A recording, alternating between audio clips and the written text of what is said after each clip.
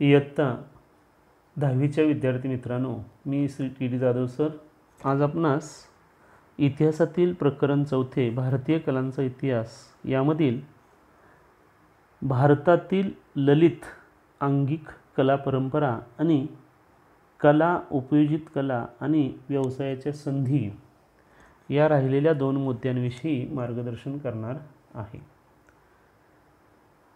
लोककलेच्या परंपरा. भारतातील प्रत्येक प्रदेशाच्या वैविध्यपूर्ण अशा लोकगीत, लोकवाद्य, लोकनृत्य आणि लोकनाट्याच्या परंपरा आहेत. महाराष्ट्रातही लोककलेच्या अनेक परंपरा अस्तित्वात आहेत. या लोककला धार्मिक उत्सव आणि सामाजिक जीवन यांचा एक अविभाज्य भाग म्हणून विकसित झालेल्या आहेत. कोळी नृत्य, तारपा नृत्य, कोकणातील दशावतार, पोवाडा, कीर्तन, जागर, गोंधळ ही त्यापैकी ठळक उदाहरणं आहेत. विद्यार्थी मित्रांनो, अशा प्रकारे आपल्या भारतामध्ये वैविध्यपूर्ण आपला असा हा भारत देश आहे. विविध प्रांत आहेत,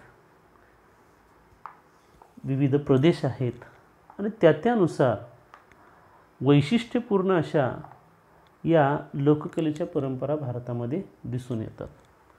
आता दुसरा मुद्दा आहे तो अभिजात कलेच्या परंपरा. भारताला लोककलांप्रमाणेच अभिजात कलांचाही खूप मोठा वारसा लाभलेला आहे. अभिजात याचा अर्थ ते प्रयत्नाने साध्य करावं लागतं, त्याला काही कौशल्य शिकावे लागतात. भरत मुनींनी लिहिलेलं नाट्यशास्त्र हा गायन, वादन, नर्तन, नाट्य या कलांचा सविस्तर उहापोह करणारा सर्वाधिक प्राचीन ग्रंथ समजला जातो. नाव लक्षात ठेवायचं, भरतमुनी नाट्यशास्त्र. शृंगार, हास्य, बिभत्स, रौद्र, करुण, वीर, भयानक, अद्भुत आणि शांत असे 9 रस हे भारतीय ललित कलांच्या सादरीकरणात मूलभूत मानले आहेत. हे 9 रस आहेत. 9 रसांची नावं विद्यार्थी मित्रांनो तुम्ही लक्षात ठेवा. परीक्षेला आपणाला संकल्पचित्र पूर्ण करा यामध्ये येऊ शकतं. 1 गुणासाठी तुम्हाला विचारलं, 2 गुणांसाठी वस्तुनिष्ठ कृती तुम्हाला विचारली जाऊ शकते. भारतीय लोकांचा बाहेरील देशातील लोकांशी सतत संपर्क येत राहिला आणि त्याद्वारे त्या कलांच्या सादरीकरणामध्ये अनेक प्रवाह मिसळत गेले. त्यामुळे त्या अधिकाधिक समृद्ध होत गेल्या. शास्त्रीय गायन, वादन, नृत्य यांच्या विविध शैली आणि त्या शैलींचे जतन करणारी घराणी ही भारतामध्ये निर्माण झाली. भारतातील शास्त्रीय गायनाच्या हिंदुस्थानी संगीत आणि कर्नाटक संगीत अशा 2 प्रमुख शाखा आहेत शास्त्रीय गायनाच्या. तसेच शास्त्रीय आणि उपशास्त्रीय असे 2 भेद आहेत. उपशास्त्रीय गायनात अनेक लोकगीत शैलींचा समावेश झालेला दिसतो. विद्यार्थी मित्रांनो, आपल्याला माहिती आहे की लोककलेची परंपरा आणि अभिजात कलेच्या परंपरा यामध्ये आपल्याला दूरदर्शनवर अनेक कार्यक्रम असतात. शास्त्रीय संगीतातले गायक आपल्याला वेगळे वाटतात आणि लोककला सादर करणाऱ्या मग त्यामध्ये अनेक ही गाणी असतात की एखादं कोळी गीत असेल किंवा पोवाड असेल, कीर्तन असेल, गोंधळ गीत असेल, ते गीत आणि एखादं शास्त्रीय संगीतामधील गीत ऐकताना आपल्याला फरक जाणवतो. तो या दृष्टीनं हा फरक आहे. तर भारतामध्ये अशा पद्धतीचं शास्त्रीय गायनाचे जे काही हिंदुस्थानी संगीत, कर्नाटक संगीत या शाखा आणि शास्त्रीय उपशास्त्रीय असे परत त्यात 2 भेद आहेत. काही घराणे आपल्या भारतामध्ये निर्माण झालेली आहेत. तर आता आपण एक लक्षात घेऊया की इथं तुम्हाला माहीत आहे का तुम्हाला म्हणून या चौकटीमध्ये तुम्हाला ही भाषा तुम्हाला ही होणार नाही, समजणार नाही, परंतु त्याची माहिती तुम्हाला दिलेली आहे खाली. विजापूरचा सुलतान इब्राहिम आदिलशाह दुसरा यानं पर्शियन भाषेत कुठल्या भाषेत? पर्शियन भाषेत किताबे नवरस हा ग्रंथ लिहिला आणि हा ग्रंथ संगीतशास्त्राशी संबंधित असून गायनाला अनुकूल गीते असलेला, ध्रुपद गायकीला समोर ठेवून गीतांना साकार करणारा उत्तम दर्जाच्या काव्यग्रंथाची अनुभूती रसिकांना देणारा हा ग्रंथ आहे आणि या ग्रंथाचे डॉक्टर अरुण प्रभून यांनी मराठीत संपादन केलेलं आहे. या ग्रंथाच्या मुखपृष्ठावरील दोहऱ्याचा अनुवाद म्हणजे हा दोहरा आहे पर्शियन भाषेतील लिहिलेला इब्राहिम आदिलशाह दुसरा यानं हा ग्रंथ लिहिलेला. नाव आहे किताबे नवरस आणि डॉक्टर अरुण प्रभून यांनी मराठीत संपादन केलेलं. आणि त्याचा अर्थ काय आहे? याचा अर्थ काय आहे या दोहऱ्याचा? हे माते सरस्वती, तू जगज्योती आणि सर्वगुणी आहेस. इब्राहिमवर तुझी कृपा झाली तर तुझ्या आशीर्वादाने नवरसाचे गीत युगे युगे जिवंत राहील. नवरस आपण पाठीमागे बघितलेच. हे नवरसाचं या ठिकाणी गीत आहे ते युगानुयुगे हे जिवंत राहील अशा पद्धतीचा हा दोहऱ्याचा अर्थ यामध्ये आहे. किताबे नवरस या ग्रंथाच्या सुरुवातीला त्यातला मुखपृष्ठावरील दोहरा आहे, त्याचं हे मराठीत भाषांतर केलेलं आहे. तर उत्तर भारतातील कथ्थक, महाराष्ट्रातील लावणी, ओडिशाचं ओडिसी, तमिळनाडूचे भरतनाट्यम, आंध्रचे कुचिपुडी, केरळचे कथकली आणि मोहिनी अट्टम या नृत्यशैलीच्या सादरीकरणात शास्त्रीय गायन, वादन आणि नृत्य यांचा सुरेख मेळ पाहण्यास मिळतो. स्वतंत्र भारतात शास्त्रीय संगीत आणि नृत्य सामान्य रसिकांपर्यंत पोहोचावे या दृष्टीने विविध ठिकाणी संगीत नृत्याचे महोत्सव साजरे केले जातात. त्यांचा आस्वाद घेण्यासाठी केवळ भारतातूनच नव्हे तर परदेशामधूनही अनेक रसिक आपल्या भारतामध्ये येतात. पुण्यातील प्रतिवर्षी सवाई गंधर्व यांच्या नावाने होणारा संगीत महोत्सव प्रसिद्ध आहेत. हे महाराष्ट्रातील लावणी नृत्य आपल्याला इथे दिसतंय. तर कथकली नृत्य हे केरळमधील अशा पद्धतीचं असतं. आपल्याला परीक्षेमध्ये संकल्पचित्रामध्ये कृतीपत्रिकेमध्ये जे काही कृतीप्रश्न असतात या नृत्यावर आधारित ही नावं राज्य आणि नृत्याचं नाव लक्षात ठेवायचं आहे. तर पुण्यासारख्या ठिकाणी दरवर्षी सवाई गंधर्व यांच्या नावानं संगीत महोत्सव होतो. त्या निमित्तानं एक पर्वणी असते संगीत नृत्याचं आस्वाद घेण्याची. अलीकडच्या काळामध्ये भारतीय संगीताच्या क्षेत्रात विशिष्ट शैली किंवा विशिष्ट घराणी यांच्या मर्यादा ओलांडून अभिनव प्रयोग करण्याकडे कल असलेला दिसतो. त्यामध्ये पाश्चात्य संगीत, पाश्चात्य नृत्य यांचा मेळ भारतीय संगीताशी घालण्याचा प्रयत्नही दिसतो. अशा प्रकारे नवीन शैली विकसित करणाऱ्या कलाकारांमध्ये उदय शंकर यांचे नाव प्रामुख्याने घ्यावं लागतं. त्यांनी भारतीय शास्त्रीय नृत्य आणि युरोपीय रंगभूमीवर नृत्यनाट्य परंपरा यांचा मेळ साधला. म्हणजे जगातल्या इतर देशामध्ये जी काही परंपरा आहे नृत्याची आणि आपल्या भारतातील नृत्यांचा मेळ घातला. त्याचबरोबर त्यांनी त्यांच्या शैलीमध्ये लोकनृत्याच्या विविध शैलींना स्थान दिलं. भारतीय ललित कलांच्या सादरीकरणाचं क्षेत्र अशा पद्धतीने विस्तारताना दिसत आहे.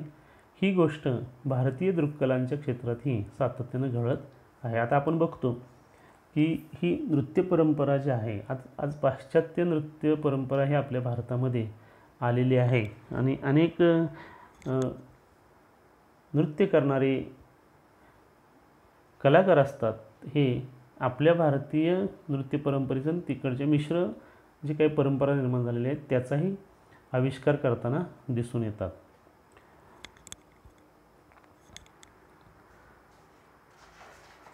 विद्यार्थी मित्रांनो, आपण आता पाहणार आहोत पुढचा मुद्दा, तो म्हणजे कला, उपयोजित कला आणि व्यवसायाच्या संधी. आपल्याला माहीत आहे की कलेचा इतिहास ही ज्ञानशाखा आहे आणि या क्षेत्रामध्ये संशोधनाच्या व्यवसायाच्या संधी उपलब्ध होऊ शकतात. आपण उपयोजित इतिहास म्हणतो. मग ही या इतिहासाचा किंवा ह्या कलांचा व्यवसायाच्या निमित्तानं आपल्यासाठी काय फायदा आहे? तर पहिल्यांदा कलेच्या इतिहासाचे अभ्यासक हे पत्रकारितेच्या क्षेत्रात काम करू शकतात. 2. कलावस्तूंच्या खरेदी विक्रीचं एक स्वतंत्र जग आहे. तिथं कलावस्तूंचं मूल्य ठरवण्यासाठी ती कलावस्तू नकली नाही ना हे पारखण्याची आवश्यकता असते. त्यासाठी कलेच्या इतिहासाचा सखोल अभ्यास असणाऱ्या तज्ज्ञांची आवश्यकता असते. सांस्कृतिक वारशांचं जतन आणि संवर्धन तसेच सांस्कृतिक पर्यटन हे आता नव्याने विकसित होणारी क्षेत्र आहेत. या क्षेत्रामध्येही कलेच्या अभ्यासकांना अनेक व्यावसायिक संधी उपलब्ध आहेत. त्यामध्ये संग्रहालय आणि अभिलेखागार, ग्रंथालय आणि माहिती प्रसारणाचे तंत्रज्ञान, पुरातत्वीय संशोधन आणि भारतीय विद्या ही महत्त्वाची क्षेत्र आहेत. यामध्ये आता ही पर्यटनाच्या दृष्टीनं ही वाढायला लागलेली आहेत. त्या दृष्टीनं जर या कलांचा आपणाला अभ्यास असेल, माहिती असेल तर त्या ठिकाणी अभ्यासकांना व्यावसायिक संधी उपलब्ध होतात. आता उपयोजित कला, दृक आणि ललित कलांच्या क्षेत्रात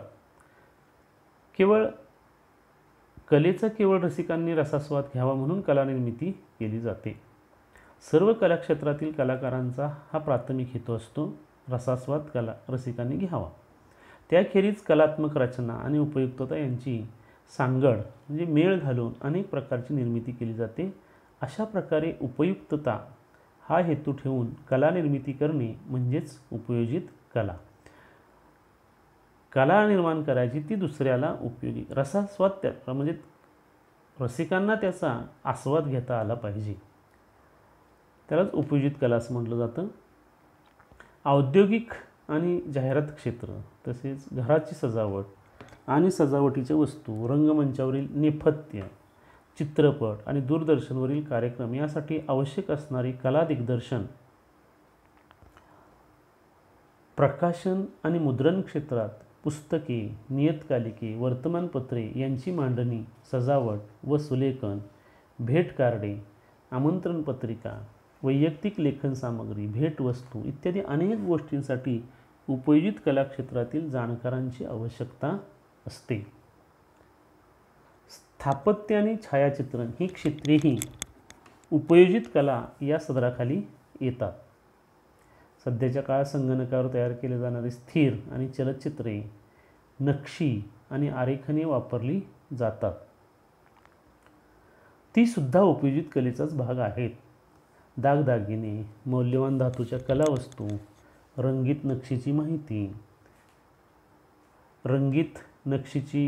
माहिती देणारी मातीची भांडी, बांबू आणि वेताच्या वस्तू, काचेच्या कलापूर्ण वस्तू, सुंदर कापड आणि वस्त्रे इत्यादींची निर्मिती, अशी ही उपयोजित कलेची अत्यंत विस्तृत यादी आहे. फार मोठी यादी. आपण बाजारात जातो, इकडं तिकडं जातो, हे सर्व उदाहरणं आहेत ती उपयोजित कलेची उदाहरणं आहेत.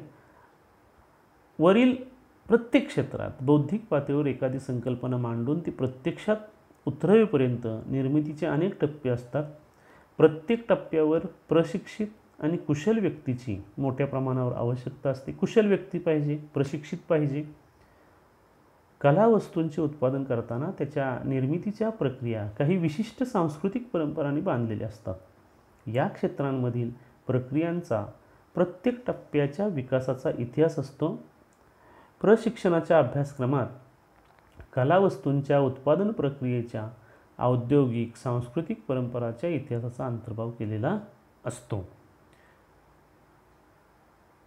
आता अशा पद्धतीने ही जी काही वेगवेगळी क्षेत्र आहेत, वर उल्लेख केलेल्या क्षेत्रामध्ये तांत्रिक आणि व्यावसायिक शिक्षण देणाऱ्या अनेक संस्था भारतामध्ये आहेत. गुजरातमधील national institute of design Ahmedabad ही अशा प्रकारचं प्रशिक्षण देणाऱ्या जगातील अग्रगण्य संस्थांपैकी एक समजली जाते. सन 2015मध्ये या संस्थेने एक ऑनलाईन अभ्यासक्रम सुरू केलेला आहे. आज आपण ग्राफिक डिझाईन म्हणून इंजिनिअरिंगच्या क्षेत्रातील एक शाखाही पाहतो. इंटिरियर डिझाईन म्हणून कोर्स असतो. याच्यातून आपणाला वेगवेगळ्या कलांचं प्रशिक्षण अशा पद्धतीनं मिळत असतं. ही गुजरातमधली जी संस्था आहे, ही संस्थेचं नाव लक्षात ठेवा, national institute of design Ahmedabad. अशा पद्धतीनं आपण या भारतीय कलांचा इतिहास या प्रकरणामध्ये आपण कला म्हणजे काय, भारतातील दृक्कला परंपरा, भारतातील ललित अंगिक कला परंपरा, कला उपयोजित कला आणि व्यवसायाच्या संधी या घटकांना अनुसरून अभ्यास केला. पुढील पाठात आपण प्रसार माध्यमे आणि इतिहास याबाबत माहिती घेणार आहोत. इथं हे 4थं प्रकरण संपलेलं आहे. प्रकरणाखालील स्वाध्याय कृती प्रश्न आपल्या इतिहासाच्या वहीत सोडवा. धन्यवाद.